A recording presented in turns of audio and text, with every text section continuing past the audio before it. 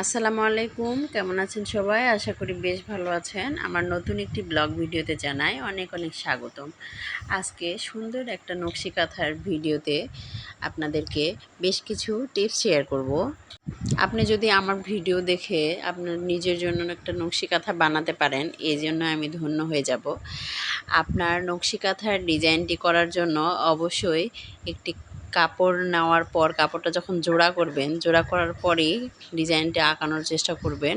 কারণ অনেক সময় নকশি কাঁথা পুরোটা বানানোর পরে, নকশি কাঁথা বসানোর পরে যদি আপনি নকশি কাঁথাতে আর্ট করতে যান, সেক্ষেত্রে মাঝে মাঝে গোটা গোটা হতে পারে। সেক্ষেত্রে আপনি সুন্দরভাবে আর্টটা নাও করতে পারেন।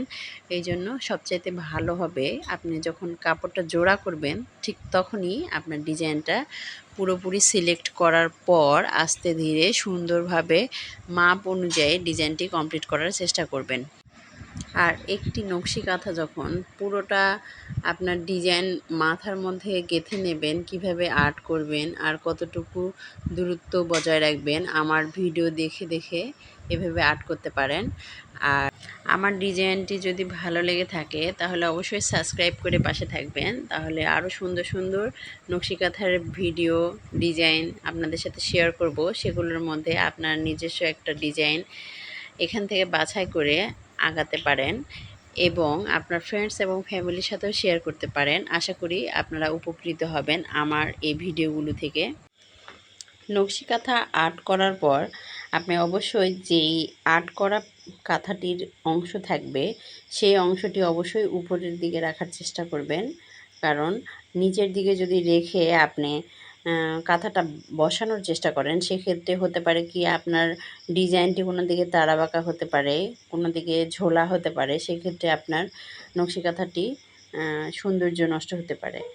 আপনি এটাও করতে পারেন, আপনি যখন বসাবেন তখন নিচে যে কাপড়টি দিবেন, ওই কাপড়টা দেওয়ার পর মাঝখানে পাতলা আরেকটা কাপড় দেওয়ার পরে উপরে যখন আপনার ডিজাইনের কাপড়টি বিছাবেন, তখন চারপাশে আস্তে আস্তে করে কিছুটা অংশ টেনে টেনে টেনে দেখবেন যে কোথাও যেন ঘুঁচ না পড়ে থাকে।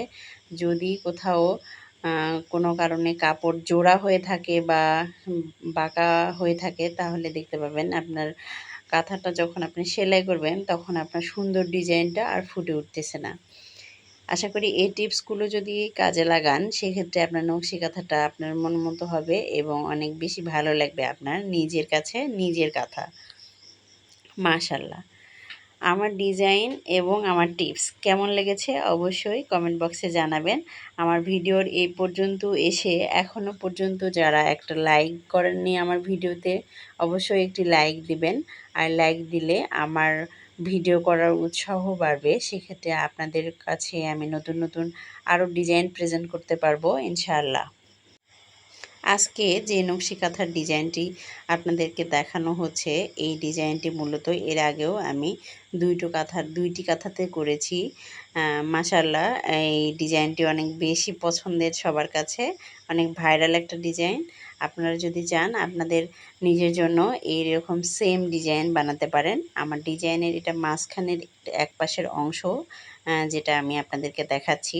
এই মাঝখানের অংশ বাদেও আপনার যেই চারপাশে পাড় আছে, এই পাড়ে এই মাঝখানের অংশটার ফুল চারপাশে ছড়ানো ছিটানো আছে, সুন্দরভাবে ডিজাইন করা। আপনি যদি এই ডিজাইনটির পুরো ভিডিওটা দেখতে চান তাহলে আমার চ্যানেল দেওয়া আছে, একটু কষ্ট করে দেখে নেবেন। আশা করি আপনাদের ভালো লাগবে। আপনাদের সুস্বাস্থ্য কামনা করে সুস্থ থাকুন, নিরাপদে থাকুন এবং সাবধানে চলাফেরা করুন। এই পর্যন্তই আজকে। আল্লাহ হাফেজ।